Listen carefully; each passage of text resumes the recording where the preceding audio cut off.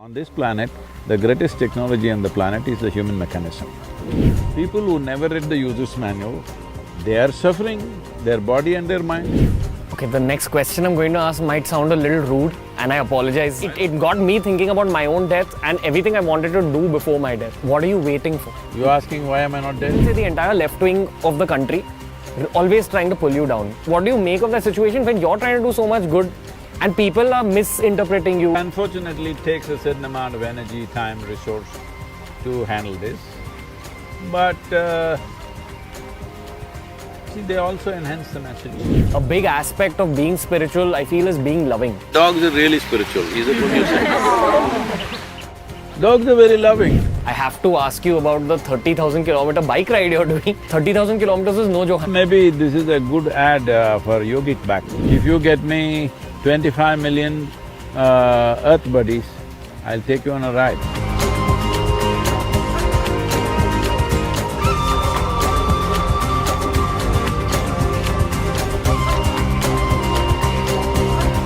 I think this has already become one of the most fascinating moments of my life, being in the middle of nature, speaking with you. So, you know, I last spoke to you in like this in 2018. I feel like I was a child back then. I feel I'm a little older of a child now.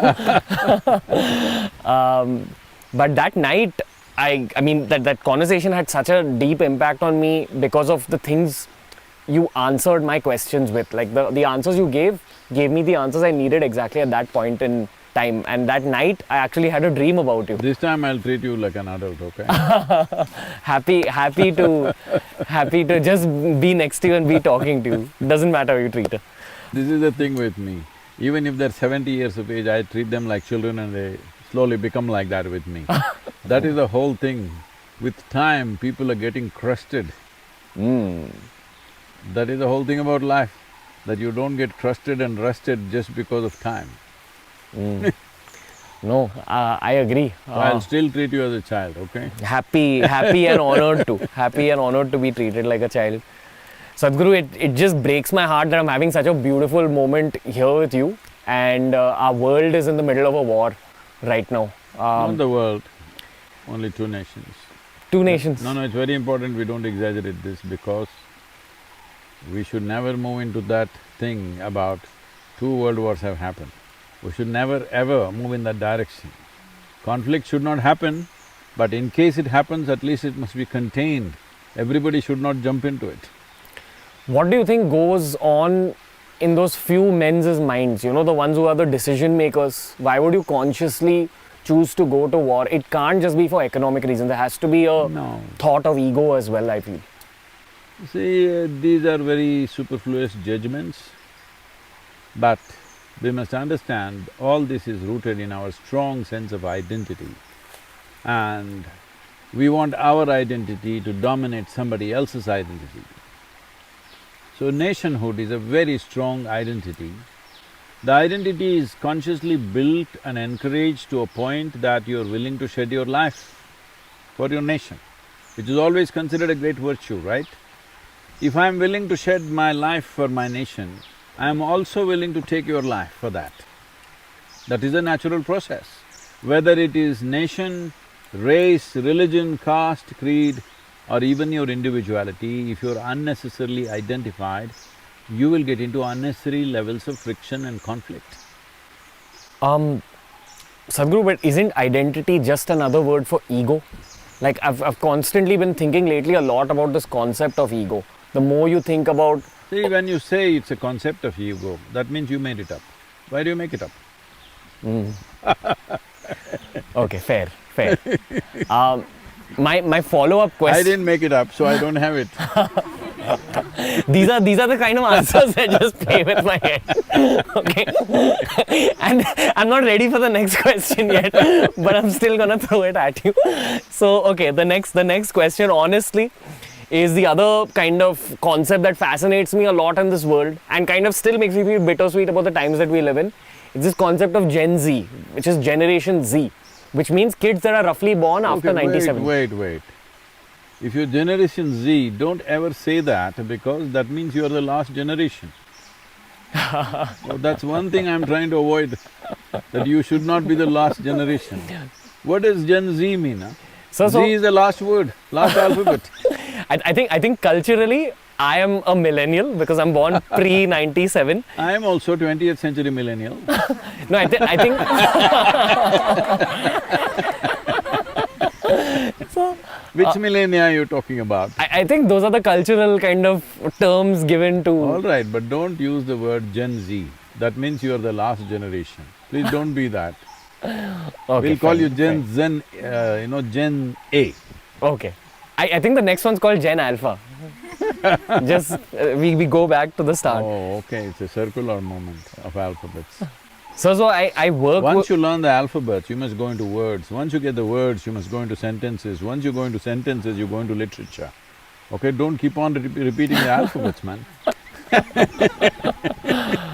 I work with a lot of these Gen Zs and some Gen Alphas. What I notice about them is that Ask them to find a different name.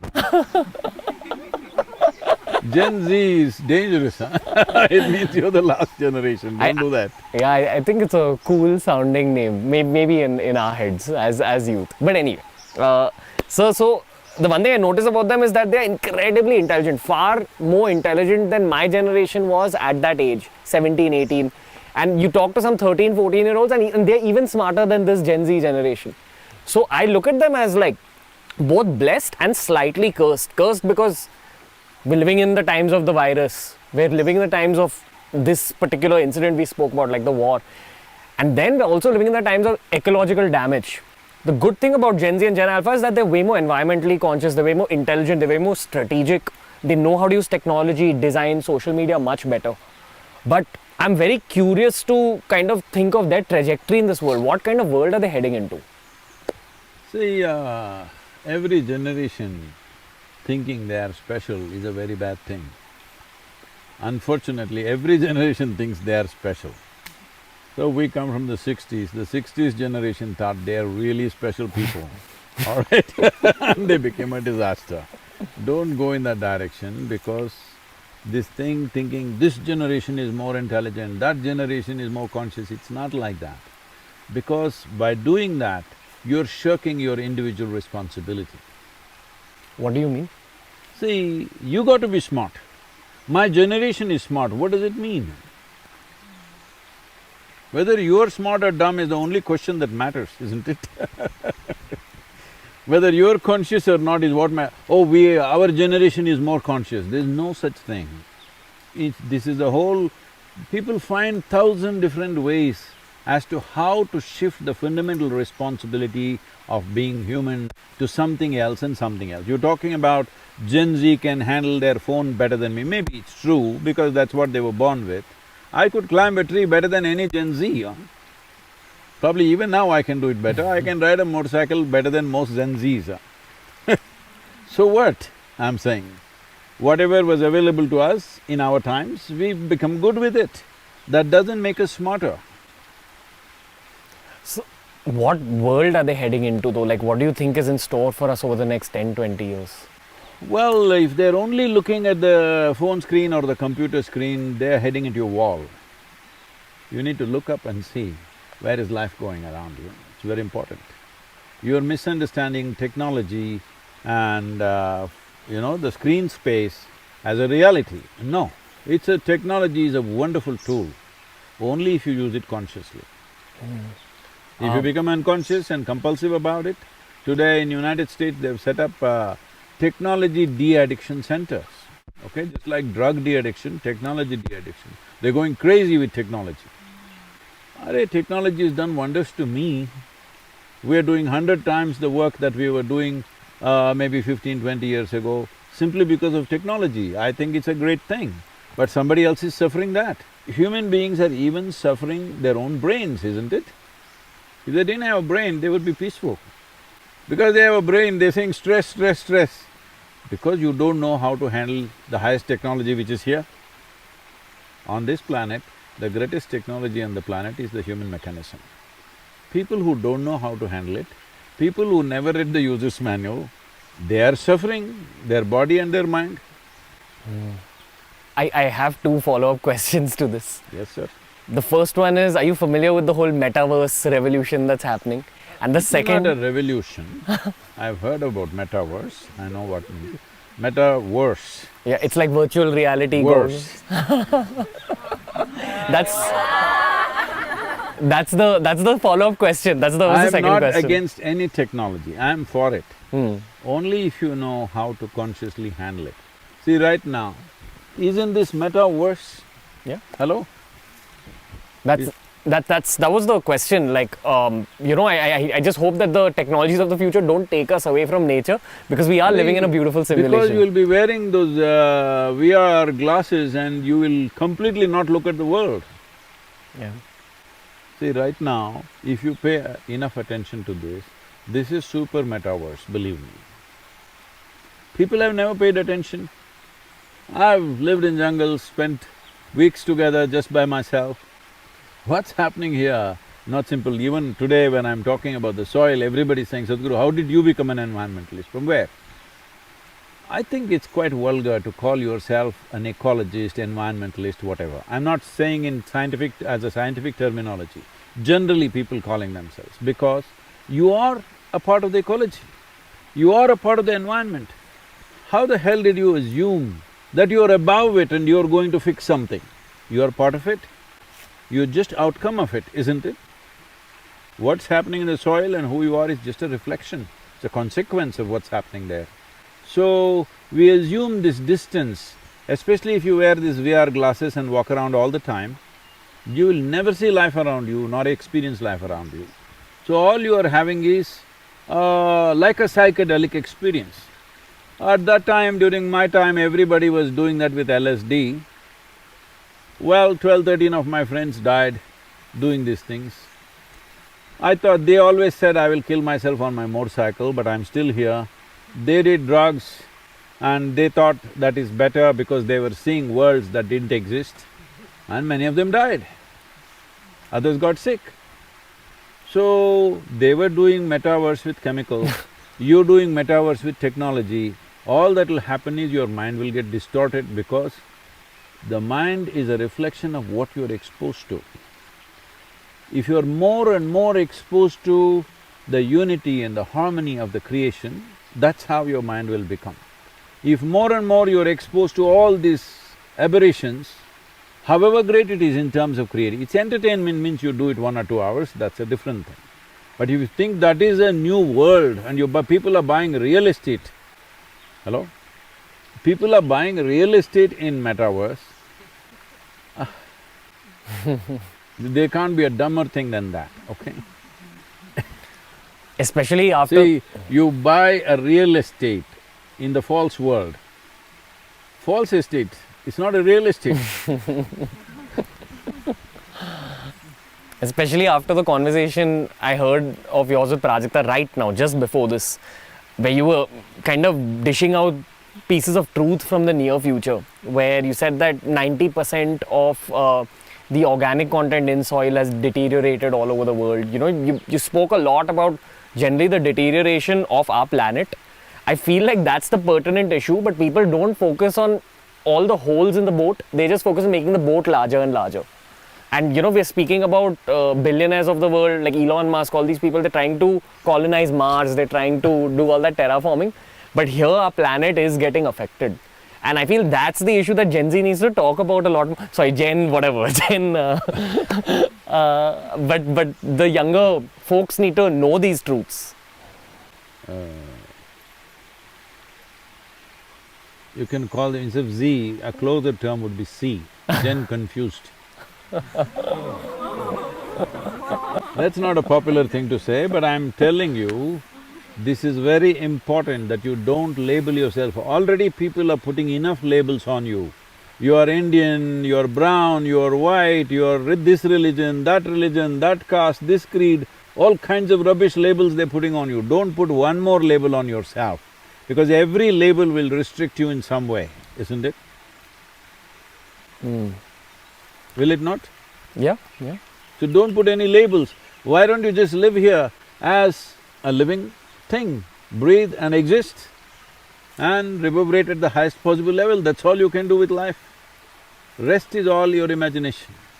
Do not misunderstand your imagination as reality, this is very important. If you confuse psychological reality as existential reality, you will suffer immensely in your life. This is what is happening to people. What is it that they're suffering? Or is somebody putting pins into your body? No, you're just suffering your own mind, isn't it? The greatest thing that's happened on this planet, if you ask me, in terms of technology and in terms of possibility, is human mind. But you suffer that all the time. And if I say, it doesn't matter whether you were born yesterday or you were born 100 years ago, if you are suffering your own mind, you are Gen Z. Yeah. How do we get people generally to just be a part of this SaveSoil movement? After your chat with Prajakta, I have understood the significance of it. But my question, maybe this is a capitalistic question, but how do we actually grip people's attention and tell them, listen, this is what's wrong with the planet? See, first thing is, the younger generation needs to understand food comes from land. Your body that you carry, which matters to you, this comes from land, this is land. This is called human because this is a consequence of the humus in the land. So take some time to find out how much humus is left wherever you are. You're living in a city, everything is paved, all right? Paved land and plowed land, disaster on the planet. It is very important, soil is a recycle all the time. Dead life is going into it and life is coming out of it. The most miraculous thing about soil is this. The miracle of the soil is that nowhere in this entire universe is there a place where you can sow death and it sprouts life, bursts out with life. Bury something dead here and just see in a few days how much life will be happening around it. Tell me, show me one place in the entire universe where this can happen. So right now, the kind of things people are imagining up, making up in their minds is, about a week ago, there is somebody who's got a startup, okay? If you pay $1.7 million to him, when you die, you can book it right now. When you die, whenever you die, they will take your body and leave it in the space.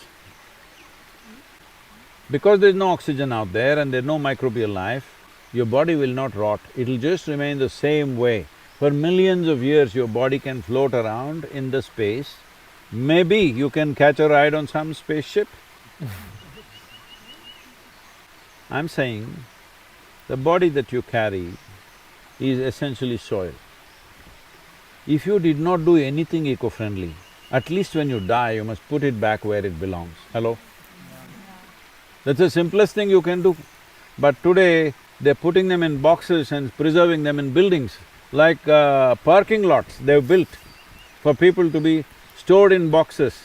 This box belongs to your grandmother, you can go and put flowers there. What is the point of preserving a dead body? It must go back, because we have no business, it's a loan that we have taken. We have to put it back when our job is done, isn't it? So, doing these kind of things is all coming from the ignorance of how life happens. Life, if you utter the word carbon, everybody thinks something noxious, something poisonous today because of so much talk happening in the social media about carbon, carbon dioxide, carbon monoxide. Carbon is life. You and me are carbon life. This tree is carbon life. Every animal is carbon life, isn't it? This entire world, life, the fundamental material for life is carbon-based. And right now, what you call as life on one level is just a whole carbon cycle. If there is a chain which is making something, let's say motorcycles have chains, these days these chains that we have today on these motorcycles, modern motorcycles, they don't give us so much trouble. Otherwise, when I was riding motorcycle, every 500, 600 kilometers, you have to check your chain because it'll become loose. If you ride like that, it'll come off and cause a disaster for you, okay? Every 600 kilometers, 700 kilometers, you have to check it. 1,000 kilometers, you have to take off a link because the material was such. Today, modern chains are made in such a way, we're just not bothered, we're simply riding. There also you must maintain, But when you're on a single trip, you don't have to bother. So a chain, any chain, is a cycle, like that. Any chain is only as strong as an individual link. You don't have to break the whole chain. If you break one link, it's gone, right? Right now, this chain, the carbon chain is going on, all right, to keep the life going. That's the only way life is going. But the agricultural soil on the planet, which is one big link in the chain, has become too weak. If that breaks, life is not going to be good. You can order from your food from Swiggy, Piggy, wherever you like it. But somebody has to cook it, right? Somebody is cooking the food. The delivery mechanism won't deliver it to you. Somebody is cooking the food, somebody is growing the food. Delivery can happen on technology app. Do not misunderstand the delivery as the source. You're eating food not because of a food app, you're eating food not because of a store, you're eating food not because of your kitchen, you're eating food only because of the richness of the soil. If you don't understand this, we will pay a serious price. Unfortunately, in the last 30-40 years, we have missed this point and caused enormous damage to the soil, where 62% of India's soil has less than 0.5% organic content. This is on the verge of desertification. We are partners with UNCCD, the UN agency to combat desertification. This is the biggest concern right now. The world is turning into a desert. If people don't understand how it turns into a desert, Saudi Arabia means you see a desert, right? 10,000 years ago, it was a rainforest. Gujarat was a, well-endowed forest. Rajasthan was a forest. When the Saraswati river flowed on the surface, all these were forests. The moment it was deprived and certain things changed and people did not understand what was happening, they all turned into harsh deserts. This is what will happen. It is not that tomorrow morning there'll be sand dunes in your neighborhood. That's not the point, because then you may think it's very romantic, you can go and sing a song there, like a movie star or something. That is not how it'll happen. Food production will slowly slide. It's not like one day suddenly there'll be no food. It slowly slides. Even today, for all of you young people who are well-to-do, who have choice of foods to eat, I want you to understand, every day, even today, 820 million people go to bed without food. It's expected by 2032, nearly 1.5 billion to 2 billion people will be going to bed without food. It's expected by 2045, nearly 3 to 3.5 billion people will be going to bed without food. Is that what you want to do? And what makes you think it won't be you? What is the guarantee? It's not you. You always think these things happen to somebody else. No, it'll happen to you and me.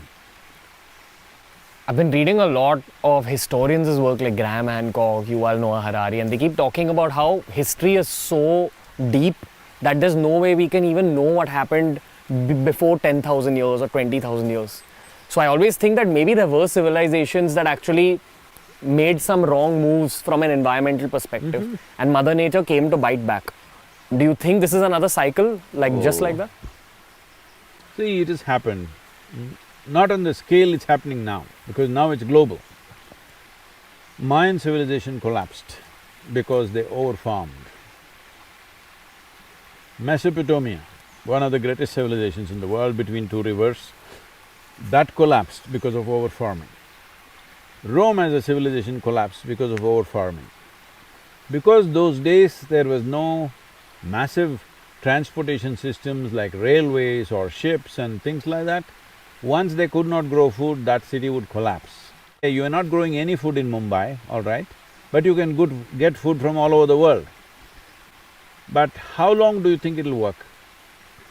Without the needed food growing around you, how long will it work? And once there is a shortage in that source, they will stop sending food to you. Already it's happening to many places. Okay, the next question I'm going to ask might sound a little rude, and I apologize. I'll also be rude, no problem. That's fine. You're allowed to be rude, yeah. But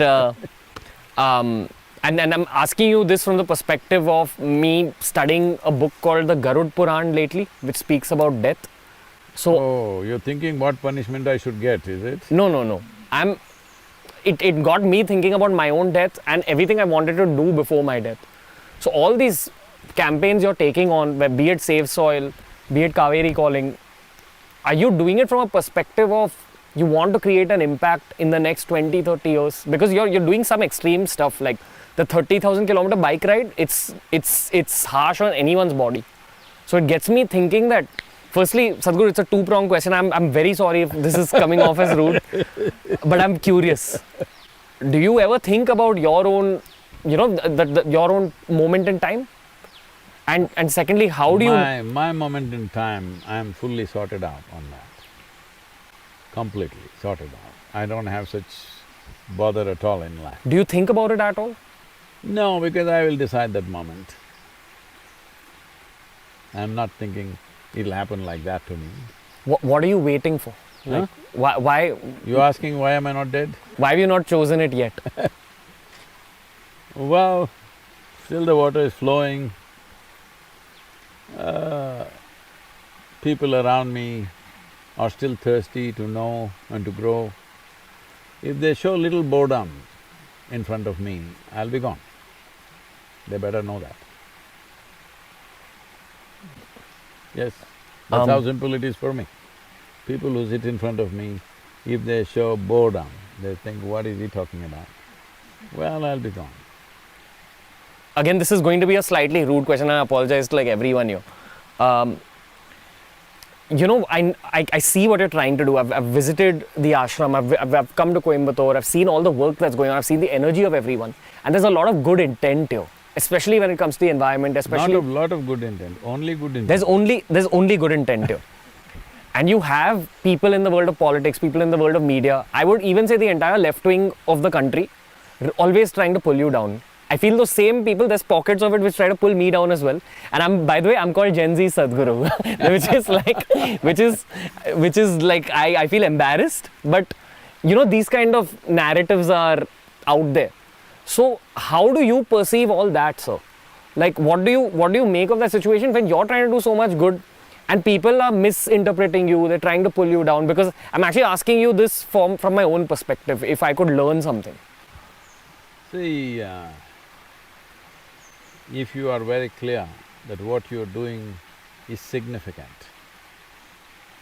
for every life around you, other people's opinion means nothing.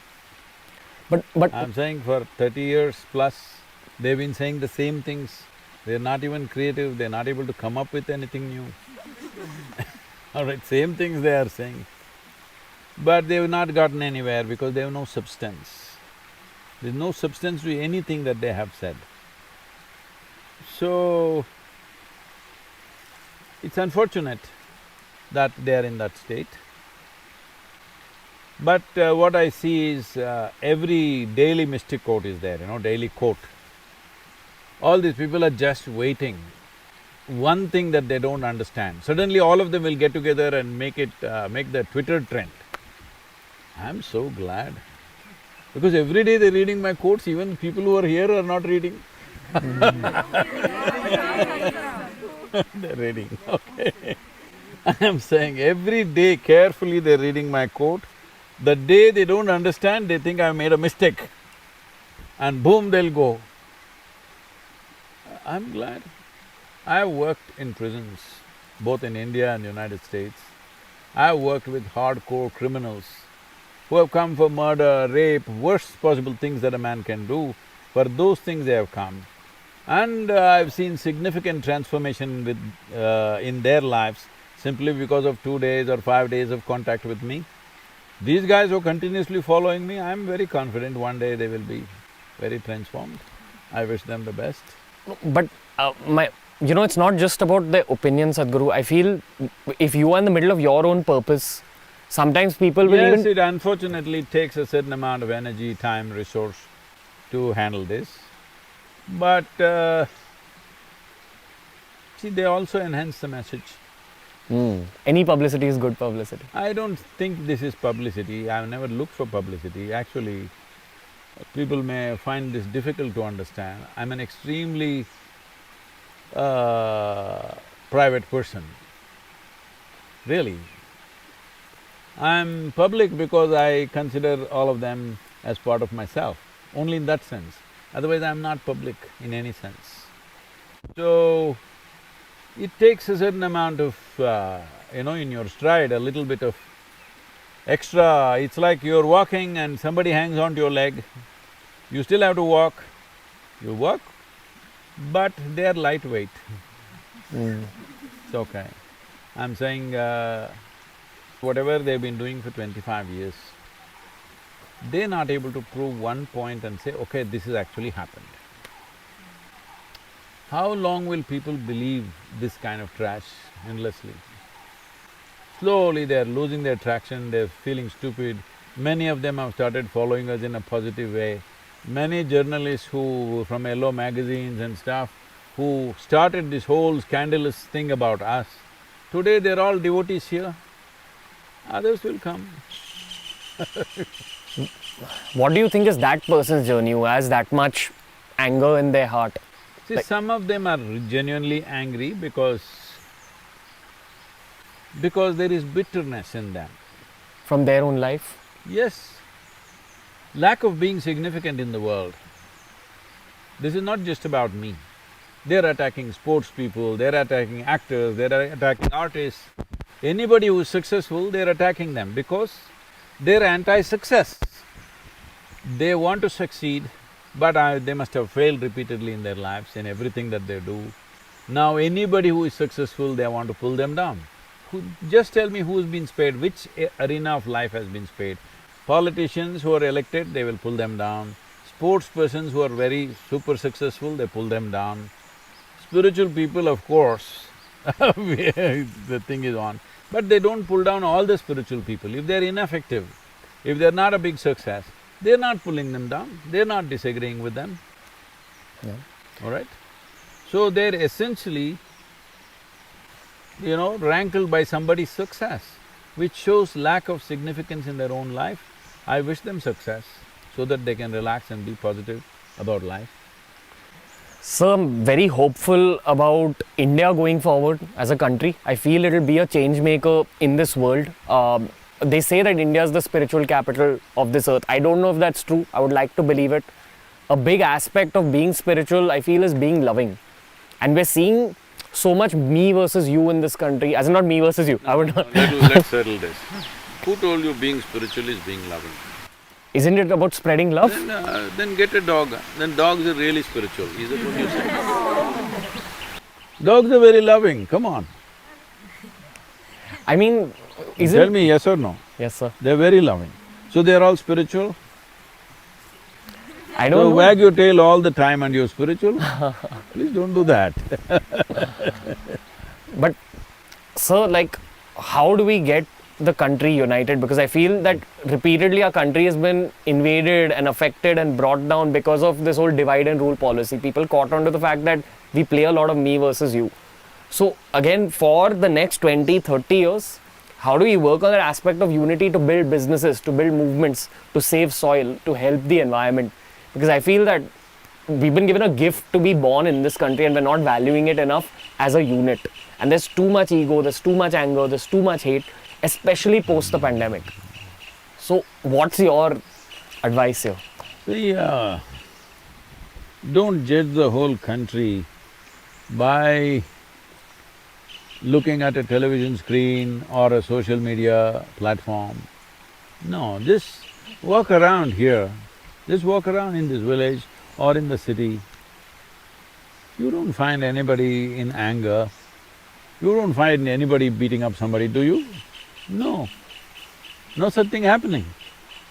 Some incidents happen, 1.3 billion people, some incidents here and there happen, unfortunately. Lives are lost, injuries have been caused to other people, which definitely needs to be dealt with.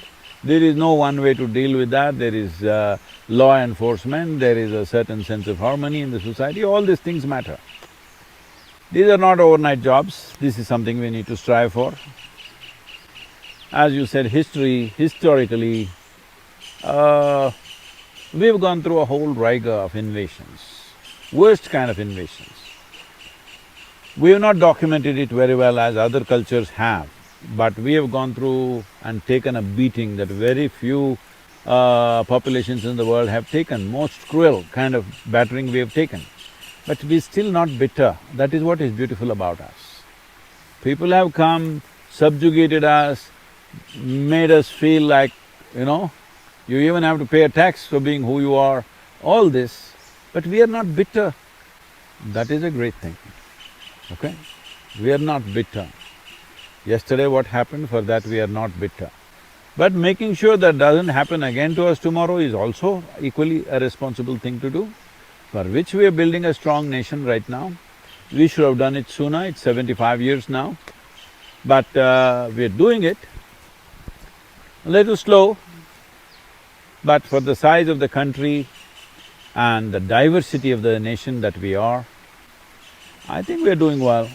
Do you think fiction, films, stories are a good way to unite the country? Because that's my only hope, honestly. Or sport, that's the other one. Definitely, we must use every means. I do not ascribe to this, that this is the way. Everything that we do, we must see how people can transcend the smallness of their boundaries and see at least we come, if not boundless, at least a larger boundary which includes most people. So, if you don't strive for that, your life will naturally be constantly in conflict with something or the other. For the well-being of the individual and the well-being of the society and the nation, it's very important that there is a larger identity with which we can move forward. It is happening, it is just that it's not being projected well. See, after the pandemic, you mentioned the pandemic, it was a serious hit, okay, especially in a country like ours. The economic cost has been so serious, most people don't understand. I'm in huge appreciation of the lowest level from the lowest level of worker. What I have seen is from a police constable, from a village official, to panchayat leaders and even political leaders and right up to the state governments and central government, what they have done in these 2 years, I bow down to them, really. You can go on picking what didn't go well, but in a country like ours where infrastructure is so minimal, the way we have delivered the vaccine solution and the way we have taken care of people, there have been aberrations, but such a large country with such little infrastructure, country like United States with such massive infrastructure and such massive amount of fund, see, they're still shaking, still shaking. I know you… So, every one of us must be in absolute gratitude because we don't know who did what, from the doctors, nurses, small, police constables, everybody strived to manage this. It's not a small thing. It is not a small thing. 1.3 billion people, this person speaks one language, that person speaks another language, dozens of languages, you can't communicate in one language to everybody. How to communicate a message, how to make them behave responsibly, how to even wear a mask. People are carrying, people's level of understanding is like this, people are carrying a mask in their pocket, they think it's like a driving license. When I ask them, where is your mask, you're coming so close? They say, I got it, Sadhguru, I got it in my pocket. Here in my hip pocket. I said, it doesn't work on your bum, you got to have it on your nose. I'm saying in this kind of country, to effectively manage a pandemic and come out of it successfully and having a thriving economy as we are having right now is not a small thing. So for this, it's not just one prime minister, one chief minister, one somebody. Everybody has strived, isn't it? From the smallest man to the biggest man, everybody has strived. Let us not go on giving endless negative commentary. Appreciate the nation. If you can't appreciate the administration, appreciate the nation. We've bounced back, right? It's not a small thing. Yes, sir. So, maybe I can ask you unlimited questions more, but I know, time is tight. I have to ask you about the 30,000 kilometer bike ride you're doing, which I find fascinating. There's someone called Wim Hof, they call him the Iceman. He uses pranayama and aspects of yoga to basically deal with freezing temperatures. And I think the world notices Wim Hof and his abilities, and often they overlook all of India's yogic leaders for their yogic abilities. I know Wim Hof well, I've been in conversations with him, but I won't do any such circus feats. I mean, sir, but 30,000 kilometers is no joke. 100 kilometers starts hurting your back. I can't imagine what 30,000 kilometers is like on a Well, bike. maybe this is a good ad for yogic back. How's that, huh? What's your opinion on pain with respect to the journey in front of you and generally pain as a concept? Pain is not a concept. If you don't know that it's not a concept, I can cause some pain to you, you will know it's not a concept. It's a living reality when you get it. Hello? Can pain be controlled by the mind? See, pain is of the body. See, suppose this water is hardly 9 inches deep, all right, 9–10 inches deep. But you want to dive from the top of the tree. If there was no pain, you would have done it. Yes? If it breaks your head and still there is no pain, a whole lot of people would have done it. Right now, the only thing which is making you behave sensibly, at least in terms of your survival, is pain. Without pain, most people would not know how to survive either. So pain is a very good thing, it manages you. Even emotional pain? That you cause, because you want to be a tragic hero. Me? No. See, there is only physical pain as existentially true. Pain that you have in your mind and in your emotion is caused by you. You like to poke yourself. Why? Because you're a vain life. You have not found any other way to feel profound. Pain makes you feel profound. You're from Mumbai, cinema world, I'm saying. Without pain, no profoundness, isn't it? No artistry. See, people think they're profound because they're in pain. No, you're misunderstanding pain for profoundness, it's a serious mistake. If it comes in loads, then you will know what it is, all right? It'll destroy you, it'll mutilate life, pain, yes or no? Human beings have been destroyed not necessarily by a sword or a gun. They just break themselves down into pieces because of their own emotions and thoughts. More people are mutilating themselves by themselves, using the sharpness of their own mind rather than by somebody's sword or gun, isn't it so? So why is this so? Because you have misunderstood a few fundamental things. You do not know what is real and what is not. What is existentially true, what is physiologically true, what is psychologically true. You have lost, the boundaries of this. Once you lose this, whatever you do, it'll hurt you. Just tell me one thing people are not suffering. Tell me one thing. Well, if they are poor, they suffer their poverty. You make them rich, they suffer the taxes. Yes. If they're not educated, they suffer that. Put them to school, they suffer that. They're not married, they suffer that. Get them married, oh.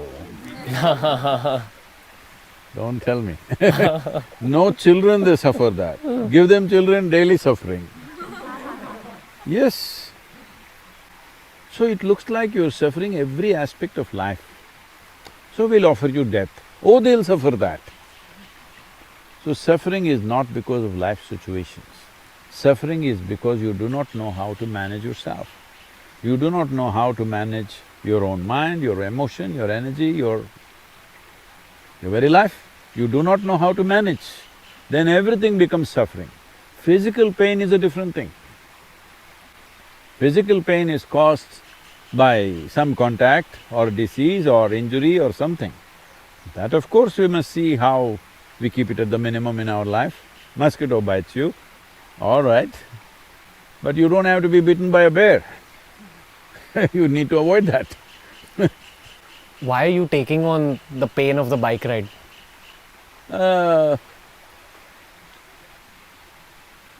You are assuming that it's painful. It is risky, not painful, risky. One thing is I'm riding in the winter, European winter, northern European winter, where it's snowing, probably roads are icy. Being on two wheels on an icy road is not a joke, it's risky.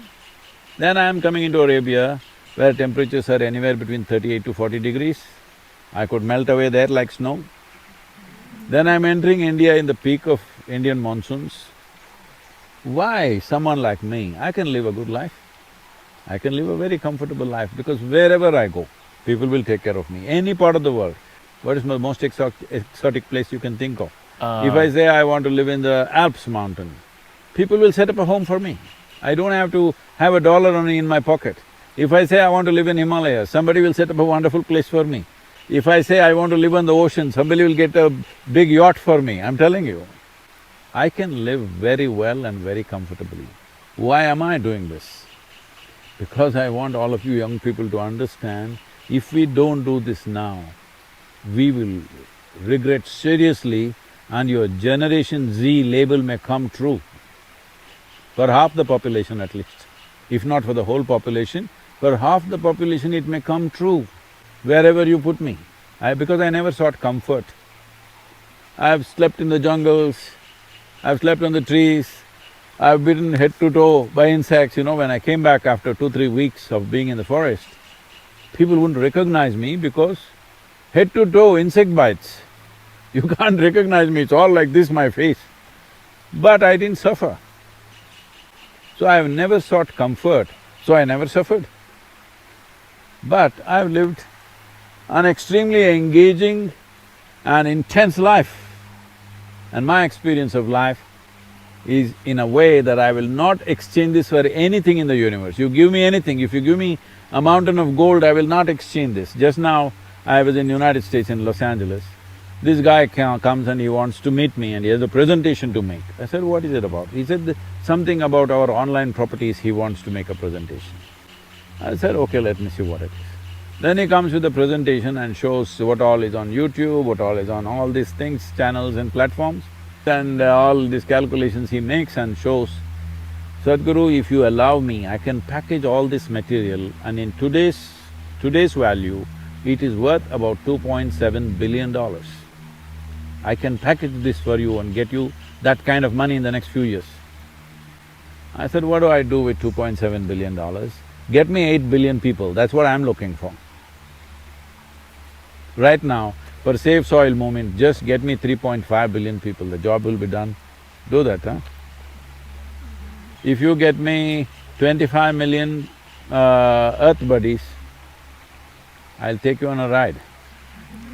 All right, on the motorcycle. Your back won't break, believe me. Challenge accepted. Yes. No. Sadhguru, thank you. Maybe just one last selfish question because I don't get this opportunity all the time. Do you have any last piece of advice for me or whatever we're trying to do through this show? I know you've kind of got a gist of it through the questions, but just any last piece of advice for my team and myself. See, every generation is remembered for things they do, right? See, right now, after 15,000 years, we're still talking about Adiyogi. Why? You think because he was tall or handsome or something? No, we're talking about him because of the offerings that he made to us, which is still relevant to us, isn't it? You remember a human being through history, either he did something terrible, then you remember him in a wrong way, or they did something with which our lives are still benefiting. As a generation, we have this opportunity, this is a one-time opportunity.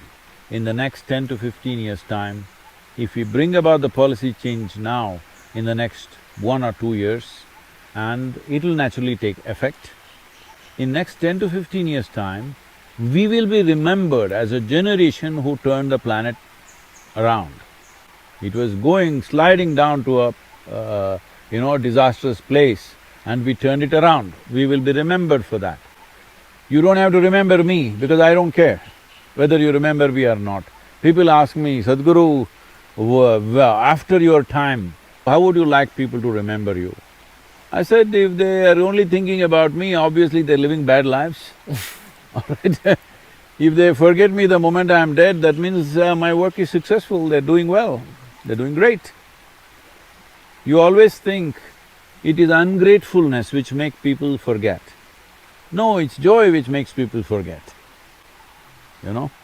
Like a very wise lady said, she had two of her twin girls, she got them married. They went in different directions on their honeymoon.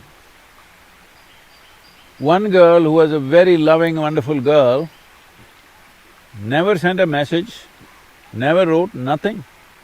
2 months, no message from her. The other girl, every other day she was sending messages, wanting to call and talk to the mother. So somebody came and asked, how are you girls doing?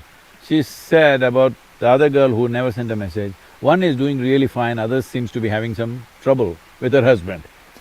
Okay. One who is happy doesn't turn back. One who is really going straight and fast won't look in the rear view mirror, right? So I don't want to be remembered. This is possible as a generation. Say for example, even today in this country, we always talk about the freedom movement, all right? That generation which fought for this nation. Maybe if you were there, you would have also fought. That's a different matter, but you were not there. Somebody fought. We will always remember them, isn't it? Always remember them. 75 years, we still remember them. I'm telling you, even if it's 500 years later, we will still remember the people who fought for this freedom of this nation, yes or no? Similarly, right now, the facts are not all out yet, we will bring this out in many ways. In how many ways we are at the point of disaster? But we have the opportunity to turn around. You don't have to go and fix the soil. You just have to make your voice loud and clear that enough people means 60% of the world's electorate must speak.